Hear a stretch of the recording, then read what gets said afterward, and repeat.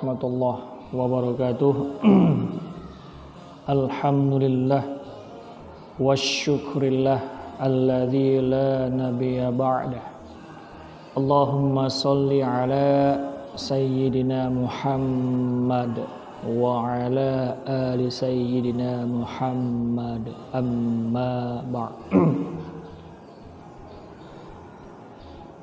Puji dan syukur kita panjatkan kehadirat Allah Subhanahu wa ta'ala, serta selawat kita diahkan kepada baginda Rasulullah sallallahu alaihi wasallam.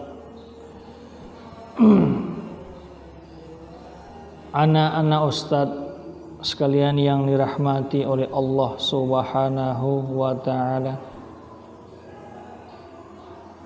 di bulan puasa ini, di bulan yang penuh maghfirah ini, di bulan puasa yang penuh berkah ini, Ustaz akan menjelaskan tentang Al-Quranul Karim. Kenapa Ustaz sampaikan itu? Karena yang namanya bulan suci Ramadan tidak pernah lepas dengan Al-Quranul Karim. Dalam hadis yang diriwayatkan Abu Daud dan Tirmizi dari Ibnu Abbas,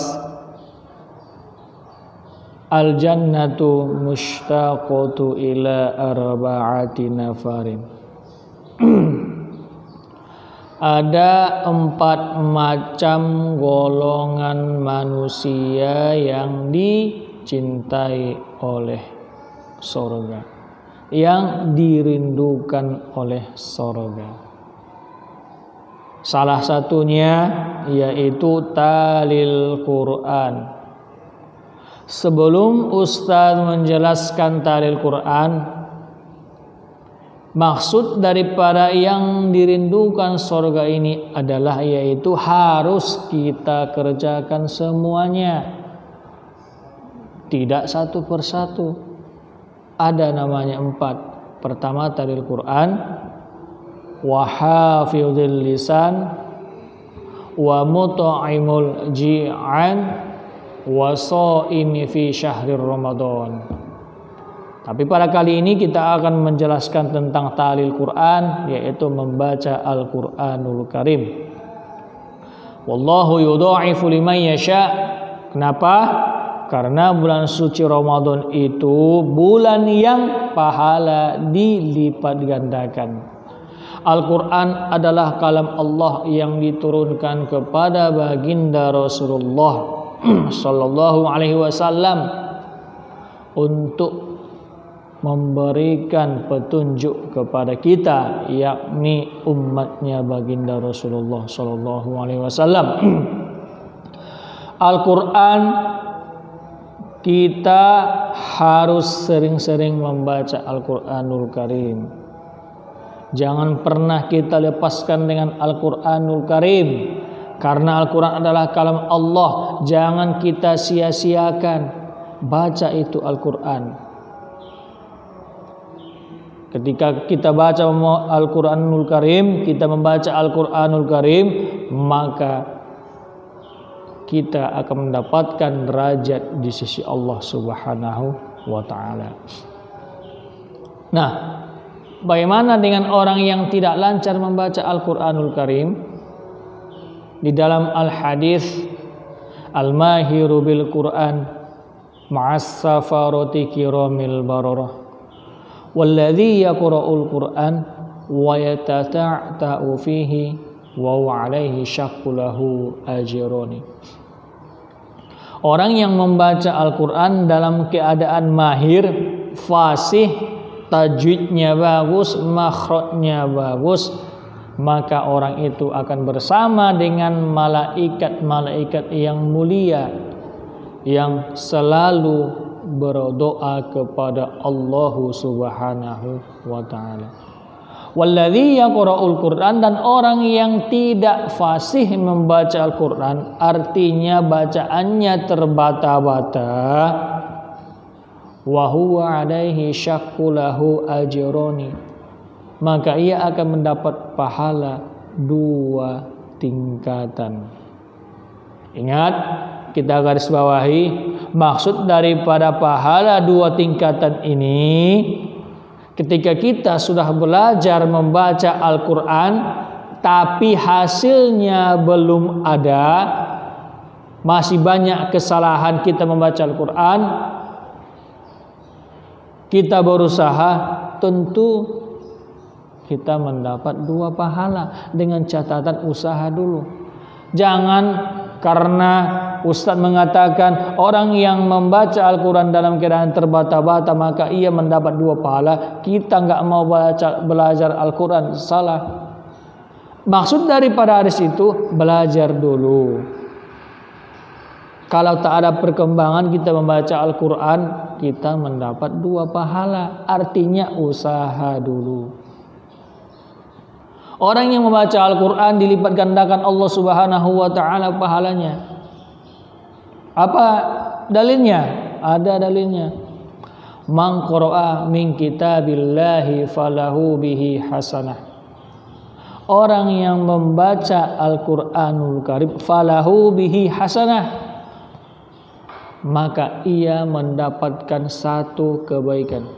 Wal hasanatu bi asyri amsalihha, dan 1 kebaikan itu akan dibalas menjadi 10 kebaikan. Wal hasanatu bi asyri amsalihha, la aqulu, tidak aku katakan. Alif lam mim harfun, alif lam mim itu 1 huruf. Walakin akan tetapi al aliful harfu, alif itu 1 huruf. Walamun harfu, lam itu 1 huruf. Wa mimun harfu, dan mim itu 1 huruf. Berarti pahala yang kita baca kalimat alif lam mim saja 3 huruf, kita mendapatkan derajat 30. Artinya kita mendapatkan pahala 30 derajat. Itu masih 3 huruf. Belum lagi kita baca 1 surah. Itulah mulianya Al-Quran itu. Sebenarnya pada hakikatnya itu yang namanya pahala mudah kita cari. Sebaliknya juga yang namanya dosa mudah kita cari. Pahala kita lihat, membaca Al-Quran saja 1 huruf sudah mendapatkan 10 derajat. Belum lagi 1 juz, 2 juz, sampai 30 juz.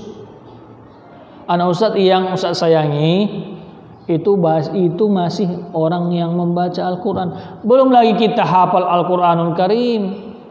Kalau kita hafal Al-Quranul Karim, banyak kelebihan orang-orang yang para hufaz, para penghafal Al-Quranul Karim.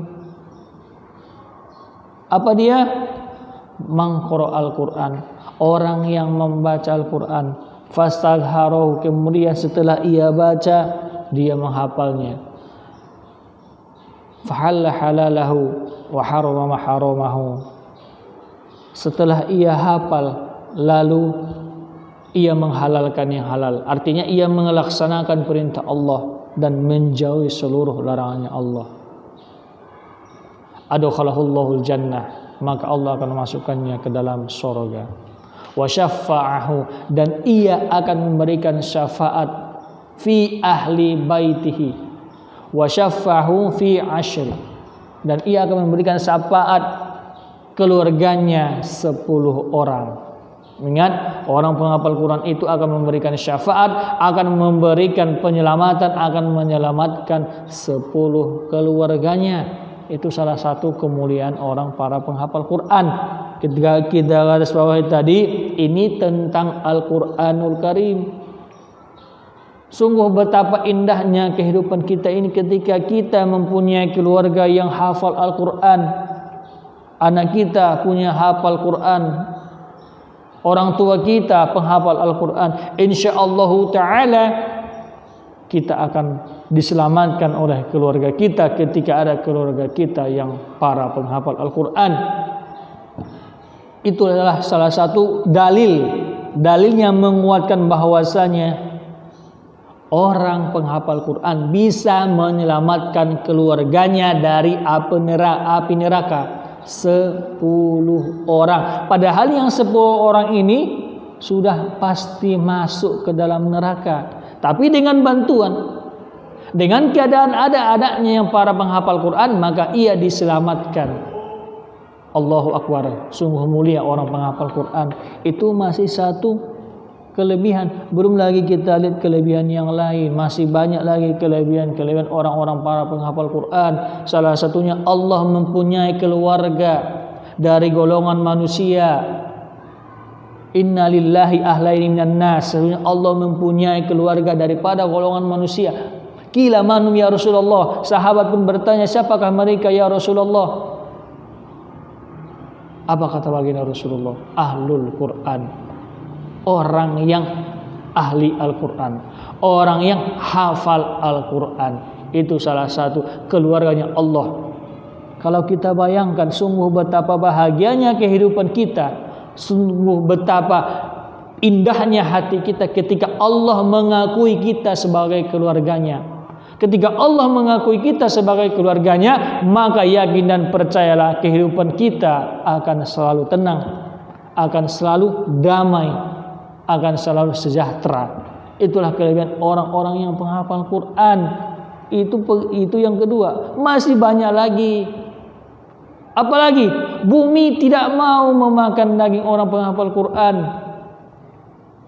Tak bakalan mau bumi memakan daging orang Al-Quran. Kenapa? Karena di dalam diri, di dalam hati, di dalam jiwa manusia itu, orang penghafal Quran itu ada Al-Quranul Karim. Istilah orang zaman sekarang itu, ketika orang penghafal Quran, maka ia dinamakan Al-Quran berjalan. Ketika ada orang yang mengatakan kita sebagai penghafal Al-Quran dikatakan orang Al-Quran berjalan, tentu kita akan merasa senang, merasa bahagia.